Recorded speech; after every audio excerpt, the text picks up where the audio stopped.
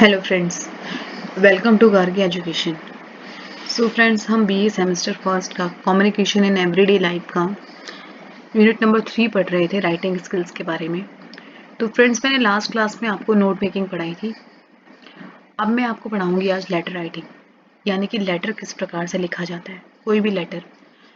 तो letter writing होता क्या है? Letter writing is a part of written communication and it's an essential tool to acquire complaint, suggestion and personal interaction with our relatives और friends. यानी कि friends, letter writing एक क्या है? एक कम्युनिकेशन का पार्ट है, रिटन कम्युनिकेशन का, जो हम लिखते हैं। यानी लिखकर हम किसी भी चीज़ को बताते हैं, तो रिटन कम्युनिकेशन का पार्ट है। और ये हम लेटर मतलब कोई भी लेटर हो सकता है, वो फॉर्मल भी हो सकता है, इनफॉर्मल भी। जैसे हमें कंप्लेंट करनी है, या हमें सजेशन, या हमें कोई पर्सनल इंटरेक्शन करना है, तो हम क्या करते हैं? लेटर्स के थ्रू करते हैं। तो चाहे हमने रिलेटिव्स को या फ्रेंड्स को लिखते हैं, तो हम किससे इंटरेक्शन करते हैं? Through letters. Letters are two types. दो टाइप के लेटर होते हैं, फॉर्मल लेटर होता है और इनफॉर्मल लेटर होता है। यानी कि फॉर्मल लेटर मतलब होता है जो कि बिजनेस लेटर्स होते हैं, जो ऑफिशियल वगैरह लिखे जाते हैं ऑफिशियल तौर पर। इनफॉर्मल लेटर वो होता है जो हम पर्सनली किसी को लिखते हैं, चाहे जैसे हम अपने रिलेटिव्स एंड फ्रेंड्स को लिखते हैं। तो ये टू टाइप्स हैं। उसके बाद मेन फ्रेंड्स, आपके जो एग्जाम्स में ज़्यादातर फॉर्मल लेटर के बारे में ही पूछा जाता है, इनफॉर्मल लेटर नहीं पूछा जाता।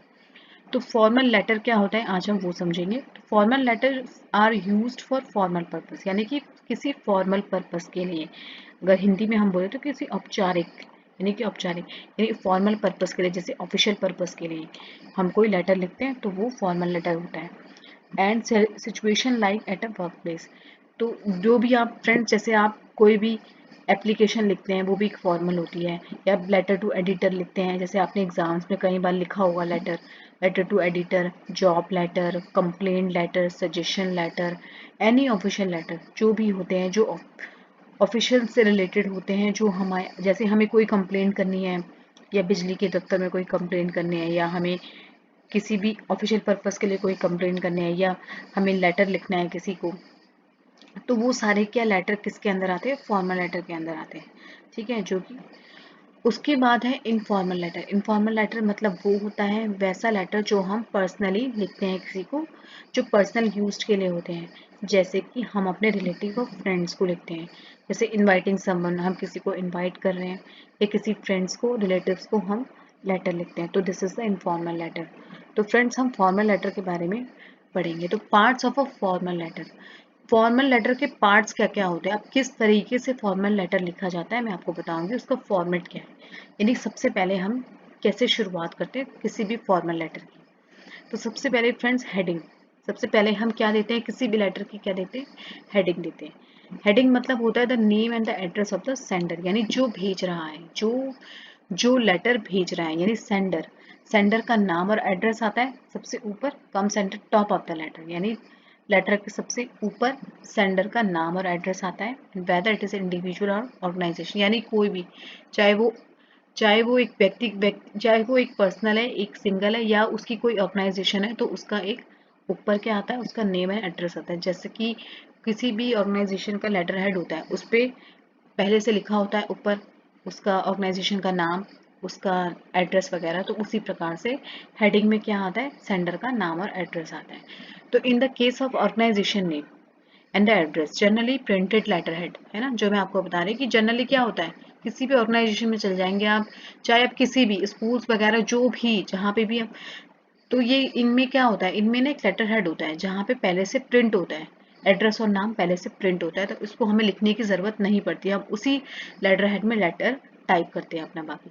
तो where this is the printer in the centre, and this part is also term at return address, which means the receiver and letter knows home where his respond, यानी कि इसमें रिटर्न एड्रेस भी होता है, यानी कि जिसका मतलब होता है कि अगर मान लो कि रिसीवर को अगर को नहीं लेटर प्राप्त हुआ, तो वो उस पे रिस्पॉन्ड हो, मतलब कि वो वापस, जैसे मान लो कि आपके लेटर में कोई भी जवाब नहीं आता, तो वो क्या होता है? रिटर्न एड्रेस भी होता है, ताकि वो वापस आ जाए लेटर। तो इस तरीके से इसमें लेटर हेड में, जैसे कि फ्रेंड्स ये आपने देखेंगे, जैसे एग्जाम्पल के तौर पे ये एक एग्जाम्पल फॉर्मेट है लेटर का, इस तरीके से सबसे ऊपर जो है इसमें needles.com, इंडस्ट्रियल सिटी, तो ऑर्गेनाइजेशन का नाम है, एड्रेस है, ये होता है एक तरीके से हेडिंग। ठीक है, दूसरा आता है रेफरेंस नंबर। अब सेकंड थिंग हम नीचे क्या लिखते हैं, रेफरेंस नंबर लिखते हैं। तो it is a number which is specific to a letter, मतलब एक स्पेसिफिक नंबर होता है, ठीक है। तो वो कैसा नंबर होता है, it help in locating the letter at the letter stage. This number along with date, यानी ये डेट के साथ होता है, यानी डेट, इसके डेट और डेट के अकॉर्डिंग इसमें डेट के अनुसार रेफरेंस नंबर बनाया जाता है। And make it very specific identity of a letter, यानी कि एक स्पेसिफिक आइडेंटिटी होती है किसी भी लेटर की। जैसे आप यहाँ देख सकते हैं कोई रेफरेंस नंबर आपको गिवन है, जैसे ऐसा रेफरेंस नंबर दिया जाता है, ठीक है। उसके बाद है फ्रेंड्स, नीचे क्या आता है रेफरेंस नंबर के, डेट आती है। उसके बाद हम डेट लिखते हैं। Different format of a date writing are used in various countries, but for our contest in normal usage we follow date, month and year, यानी कि हर एक कंट्रीज में कोई भी various different types of countries में अलग अलग तरीके से डेट फॉर्मेट को यूज़ किया जाता है। तो नॉर्मली जो डेट फॉर्मेट होता है फ्रेंड्स, वो क्या होता है, डेट लिखी जाती है, ठीक है, उसका मंथ लिखा जाता है और ईयर लिखा जाता है। तो इस तरीके का फॉर्मेट होता है किसी भी डेट को लिखने का। तो format of date, but for official purpose we adopt any of the following style for date writing. तो हम ऑफिशियल पर्पस के लिए हम किस तरीके से भी लिख सकते हैं, जैसे कि हमने यहाँ पे एक डेट लिखी हुई है 28 सितंबर 1920 यहाँ पर, फिर उसके बाद हमने इस तरीके से भी लिखा हुआ है सितंबर 28, फिर हमने इस तरीके से भी लिखा हुआ है। तो ये कि ऑफिशियल पर्पस के लिए हम कोई भी किसी भी स्टाइल में लिख सकते हैं, ठीक है। उसके बाद है all these styles are correct but the first one is more prevalent these days. वो बोल रहे हैं कि देखो फ्रेंड, जो भी तीनों चीज़ें सही हैं, तीनों चीज़ें इसी फॉर्मेट से आप लिख सकते हैं डेट को, लेकिन जो फर्स्ट वाला है वो ज़्यादातर फर्स्ट वाला ही यूज़ होता है, ठीक है। इस तरीके से आपको उसके बाद डेट लिखनी है। फिर फ्रेंड्स उसके बाद क्या होता है, अब इनसाइड एड्रेस, अब इन द नेम, अब फिर उसके बाद डेट के बाद एड्रेस आता है रिसीवर का, जिसको भी आप लिख रहे हैं उसका नाम आता है, उसका एड्रेस आता है, ठीक है। It is the name and the address of the receiver of the letter, यानी जो भी लेटर रिसीव करेगा रिसीवर का नाम लिखा जाता है जिसको आप लिख रहे हैं, और उसका एड्रेस लिखा जाता है, ठीक है। अगर वो कोई भी ऑर्गेनाइजेशन में काम करता है उसका एड्रेस होता है। These days organisation use cover envelope with cuts at the place of inside address, and the paper is folded in such a way that the inside address become the outside address also। यानी कि अब आपने देखा होगा friend, जैसे कि आपके ATM card आते हैं या आपकी पासबुक आती है, उसमें क्या होता है, उसमें एड्रेस मेंशन होता है अंदर, और उसी तरीके से उसे रखा जाता है कि एनवलप में वो एड्रेस शो हो बाहर, एक तरीके से रखा जाता है। जैसे आप उसमें ट्रांसपेरेंट एक पॉली होती है जिस तरीके से, जिससे आपको अपना एड्रेस दिख जाता है, तो उस तरीके से फोल्डेड किया जाता है कि उसमें एड्रेस आपको दिख जाए। तो उसके बाद एड्रेस, एड्रेस लिखने के बाद फ्रेंड्स उसके बाद हम लिखते हैं सब्जेक्ट लाइन, ठीक है। सब्जेक्ट लिखते हैं, अब हमने हेडिंग डाल दी, हमने रेफरेंस नंबर डाल दिया, डेट डाल दी, हमने उस रिसीवर का नाम और एड्रेस डाल दिया। अब हम सब्जेक्ट लाइन लिखते हैं कि हम जो भी लिखना चाहते हैं लेटर, जिस विषय में लिखना चाहते हैं, जिस भी बारे में लिखना चाहते हैं, उसकी सब्जेक्ट आता है। सब्जेक्ट लाइन में हम क्या होता है, इसने it is a brief one line, एक लाइन में हमें ब्रीफ करना पड़ता है subject of the letter, letter के सब्जेक्ट को, कि हम किस बारे में लिख रहे हैं। And the subject line should convey the purpose of the letter at the first glance, यानी कि यही सब्जेक्ट लाइन किसी भी लेटर को लिखने का एक पर्पस बताती है, मतलब पहली बारी में हमें पर्पस पता चल जाता है कि आखिर इस लेटर की बॉडी क्या है, ठीक है। सब्जेक्ट लाइन के बाद फ्रेंड्स आता है सैल्यूटेशन। अब सैल्यूटेशन में क्या आता है, अब हम सब्जेक्ट लिखते हैं तो सैल्यूटेशन में जैसे हम किसी को लिखते हैं ना, डियर सर या मैडम, यूज, यानी कि अपने अपनी बात को बताने से पहले, लेटर को लिखने से पहले हम क्या करते हैं, कॉमनली यूज सर मैडम, हम सर मैडम का यूज करते हैं। When there is no previous interaction, अगर हमारी कोई भी प्रीवियस इंटरेक्शन नहीं, यानी हम किसी को पहले से जानते नहीं है, फर्स्ट टाइम हम किसी को लेटर लिख रहे हैं, हम किसी भी फॉर्म में किसी भी ऑर्गेनाइजेशन में हमने फर्स्ट टाइम किसी को या मेल लिखते हैं, तो हम क्या करते हैं, डियर सर और मैडम का यूज करते हैं, ठीक है। और अगर हम किसी को पहले से जानते हैं, अगर हमारी प्रीवियस इंटरेक्शन होती है, तो हम डियर सर या मैडम लगाते हैं। तो if the writer knows the receiver then the address like, यानी कि अगर रिसीवर पहले से, अगर राइटर जानता है रिसीवर को, तो वो क्या लिखता है, लाइक जैसे ये है एग्जाम्पल के तौर पे, जैसे मिस्टर खन्ना या dear Mrs Malik can be used, for Rajiv Khanna और नामिया मलिक रिस्पेक्टिवली। यानी इस तरीके से हम यूज कर सकते हैं अगर सेंडर जो होता है वो रिसीवर को जानता है, यानी लिखने वाला रिसीवर को जानता है। तो when we using the name of the address, please address by the first name surname, यानी हम सर नेम यूज करते हैं किसी भी उसका, ठीक है। Only as given in the example, मतलब हम कैसे, हम ऐसे do not write dear Mr Rajiv, हम डियर नहीं लिखते डियर मिस्टर, या तो डियर राजीव लिखते हैं या तो मिस्टर राजीव लिखते हैं, हम डियर मिस्टर राजीव नहीं लिखते, यानी इस तरीके से नहीं लिखना, ठीक है। या तो हमें डियर राजीव लिखना है या मिस्टर खन्ना लिखना है, इस तरीके से हमें अपना सैल्यूटेशन देना है। उसके बाद है इसमें देखो मेन है फ्रेंड्स कि to use M S for any women married और अनमैरिड, यानी कि वुमेन्स के लिए अगर हम किसी महिला के लिए कैसा यूज करते हैं, एम एस डॉट का यूज करते हैं। हम ये नहीं करते कि मैरिड है तो हम मिस करें, मैरिड है तो हम मिसेस करेंगे, या अनमैरिड है तो हम मिस करेंगे, तो इस तरीके से नहीं लिखना। हमें क्या लिखना है, एम एस, चाहे वो महिला मैरिड हो या अनमैरिड हो, तो इस तरीके से हम लेटर में लिखते हैं। उसके बाद फ्रेंड्स हम क्या लिखते हैं, सैल्यूटेशन के बाद डियर सॉरी मैडम हमने लिख दिया। उसके बाद हम लिखते हैं body of the letter. Body of the letter में क्या मेन चीज होती है, main text of the letter. Here we write the main text, जो हम मेन टेक्स्ट लिखते हैं, जिस बारे में हमें लिखना है, जिस विषय में हमने लिखना है, जो भी सब्जेक्ट होता है हमारा लेटर का, वो हम इसमें लिखते हैं। तो body of a letter can be divided into, अब ये 3 पार्ट्स में डिवाइड होती है फ्रेंड्स। अब देखो किस तरीके से आपको लिखना है कि इंट्रोडक्शन ऑफ और ओपनिंग पैरा, यानी सबसे पहले तो हम इंट्रोडक्शन देते हैं कि, ठीक है, ओपनिंग पैरा की सबसे पहले हम क्या बताना चाहते हैं, उसको शुरुआत करते हैं लेटर की। फिर हम डिटेल्स लिखते हैं, किन किन विषय में हम पूरी डिटेल देते हैं उस लेटर में कि हमें किस बारे में क्या चाहिए या क्या। फिर हम कंक्लूजन लिखते हैं लास्ट में, ठीक है, ये क्लोजिंग पैरा होता है। तो ये 3 तरीके होते हैं, 3 पार्ट्स में डिवाइड है, body of the letter, opening para, main para और क्लोजिंग पैरा, इस तरीके से आप लिखते हैं, ठीक है।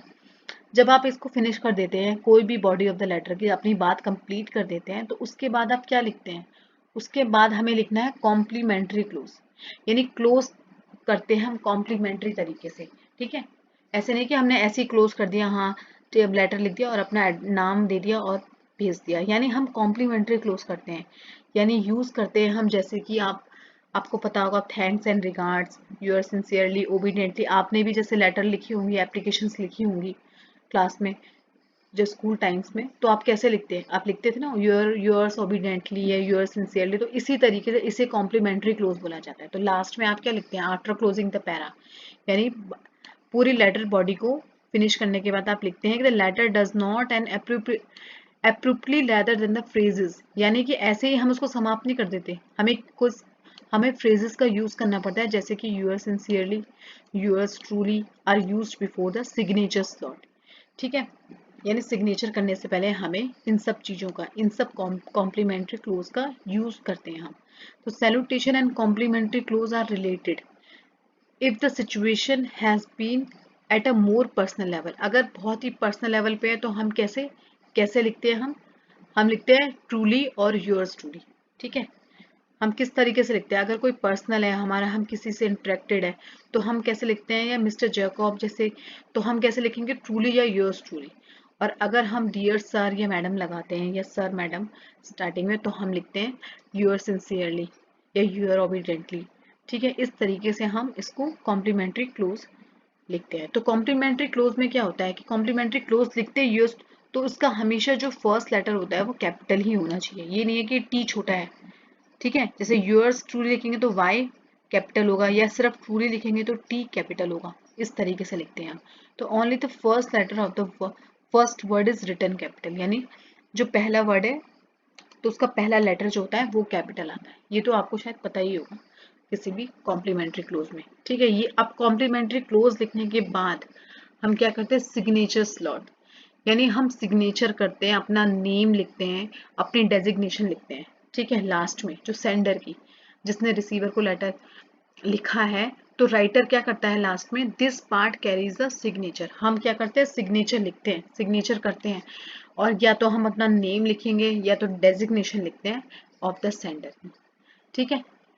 अब है फ्रेंड्स एनक्लोजर्स। अब देखिए, आपने बहुत कम देखा होगा कि एनक्लोजर्स में फॉर्मल लेटर में तो कई बार क्या होता है फ्रेंड्स, हम बहुत से डॉक्यूमेंट, जैसे हम लेटर अगर किसी को भेज रहे हैं, किसी को मेल्स के थ्रू लेटर भेज रहे हैं, तो हम क्या करते हैं, कोई डॉक्यूमेंट्स भी हम उसमें या तो अटैच करते हैं, अगर हमने मैनुअली लिखा है तो हम कोई डॉक्यूमेंट्स भेज रहे हैं तो हम क्या करते हैं, एनक्लोजर्स लिखते हैं लास्ट में, कि if the letter contain any other document, अगर लेटर ने कोई भी उसमें हमने कोई भी दूसरा डॉक्यूमेंट दिया है या हमने, तो हम क्या करते हैं, एनक्लोजर्स लिखते हैं, then put the number of document included apart from the letter, यानी इस तरीके से ENCL लिखकर हम, या नंबर ऑफ डॉक्यूमेंट्स लिखेंगे, जैसे ENCL लिखकर हम 4 लिख देंगे अगर 4 डॉक्यूमेंट है, और अगर 3 है तो इसके आगे 3 लिख देंगे, अगर लास्ट में 4 डॉक्यूमेंट्स है तो 4 लिख देंगे। जैसे फ्रेंड्स ये रहा, इस तरीके से हम लास्ट में यहाँ पे लिखते हैं, ENCL लिखकर हमने लेटर्स नंबर ऑफ डॉक्यूमेंट्स लिख दिए,